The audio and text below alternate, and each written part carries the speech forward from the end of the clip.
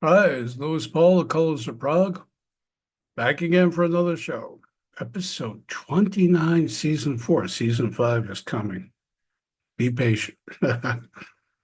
um, David Cross collaborations.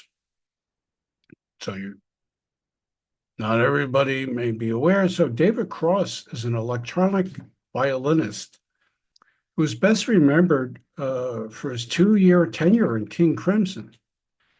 He played on Lock's Tongue and Aspic, Bible Black, and Red. And he was quite the violinist, very talented, and working with that version of Crimson, they were uh, they were coming from melodic symphonic to an atonal sound. And Fripp was also working with his Frippatronics around that period. So it was like a crossover period. David Cross is, no pun intended about that. David Cross's solo work is more jazz oriented and occasionally ambient. Uh, his David Cross band releases are more, for another word, harder edged. He's even done live shows resurrecting Crimson music with his band, or Crimson Music Reimagined. But doesn't everyone nowadays, it seems? Since this is a show about collaborations, here's one: David Cross and Peter Banks crossover. After doing a joint band tour in 2006, they didn't get together until 2010. So Banks, there's a liner notes that explains how this came about. Peter Banks came to Cross's home and they spent the day together. Now, if you don't know who Peter Banks is or was, he was the first guitarist in Yes and was in other bands like Flash, etc. Cross recorded everything digitally because they spent the day jamming together. Unfortunately, Peter Banks died in 2013, 3 years later, and Cross only went back to the recorded music, he says, in 2019. David Cross had asked some musicians from the prog world to overdub contributions. So we have Billy Sherwood, Jeff Downs, Jay Shellen, Tony Kaye, all from Yes, Oliver Wakeman, and others all helped out. So the final version, titled Crossover, was released in 2020 by Cross's own label.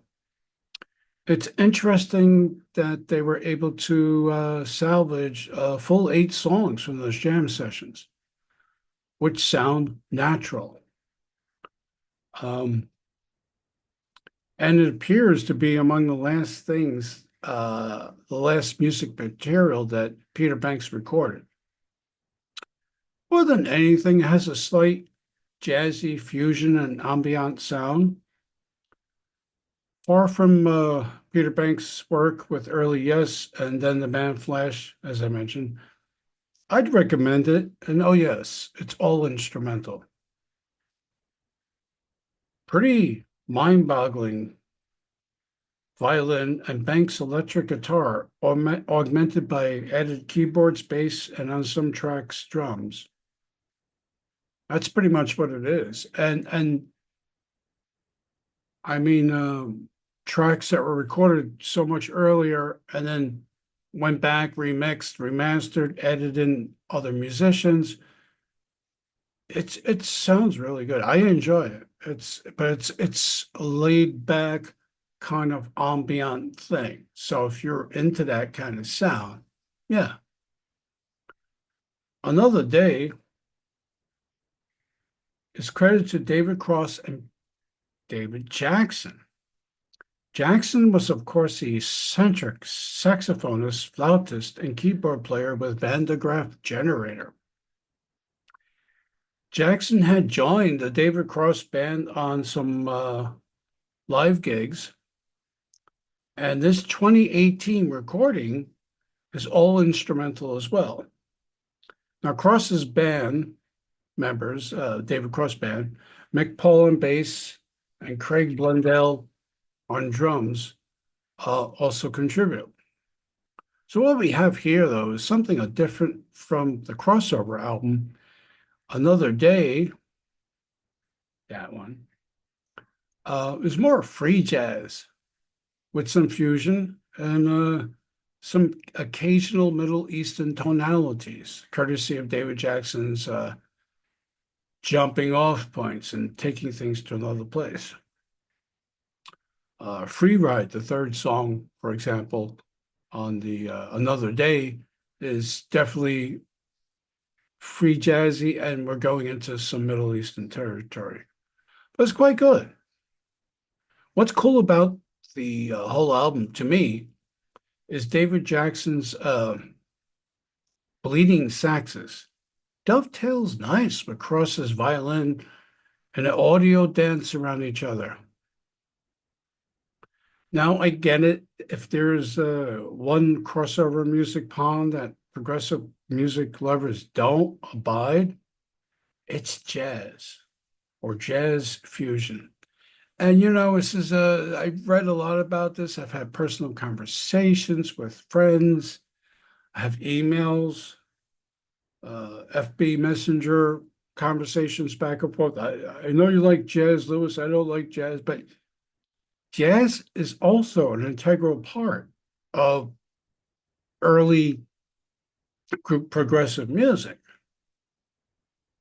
And it's funny that later in years, some of these musicians are coming back and going to these jazzy roots. Now, let's take Bill Bruford, who I spoke about at length when I reviewed the career box set, who's back on tour after retiring. He's back now playing with a jazz band. They're going to be playing Europe soon and hopefully other countries.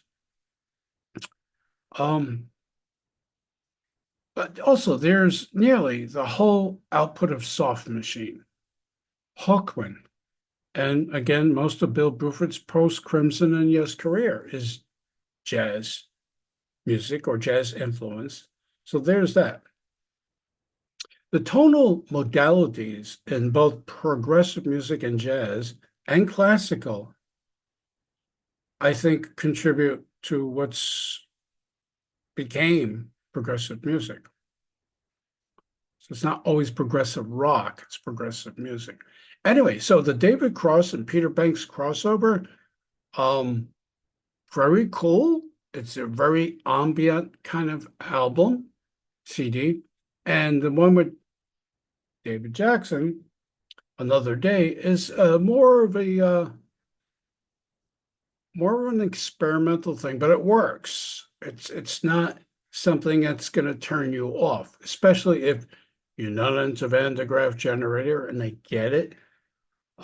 There's a lot of people that just can't get with that band, just like the RPI or Rock Progressive Italiano guys, fans can't get with Area, the popular Italian band of the 70s and early 80s, because Area had a particularly grating sound. Well, as been mentioned, they're a very hard-hitting outfit. It's almost like progressive rock that was punk. But anyway, so coming up, I will be talking about two recently released transatlantic live recordings, and in another separate show, Cherry Red. No, Cherry 5. See, I misspoke about that one. Cherry 5. I just recently did a Goblin show. So what was the band Goblin before they became Goblin? They were Cherry 5, and then Oliver, and then Cherry 5 again, and then Goblin. I know. Why do you get to that show? I'll only be talking about two of those releases because there's only two officially Cherry 5 so far. Anyway, thank you for listening and watching. And I'm going to be dipping even more into, got some Spanish Prague coming up, some Argentine, uh, Swedish. It's a big well there. And of course, some music from Italy. So thank you for watching. Enjoy.